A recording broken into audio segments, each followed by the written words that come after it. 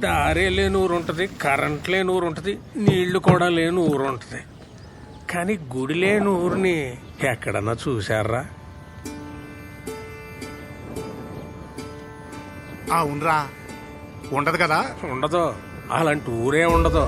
ఎందుకో తెలుసా? ప్రతి గుడిలోని దేవుడు ఉంటాడని కాదురా, ఆ గుడి ఆ దేవుడిగా చెప్పాలని, ఆ కథ మనకు గుర్తుండిపోవాలని కడతారా. మన రామాలయం సీతను కాపాడుకున్న రాముడు కథ కాదు చెప్పేది. అలాగైతే అది ప్రేమ కథ మాత్రమయ్యేది కదా. ఆహా, రాముడి సమస్య తనదనుకున్న హనుమంతుడి కథ. ధర్మం వైపు ఉన్న రాముడికి మేమున్నామని నిలబడ్డ వానరుల కథ.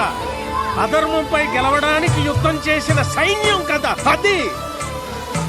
అందుకే రామాయణం లోక కళ్యాణం కోసం జరిగిందంటారు.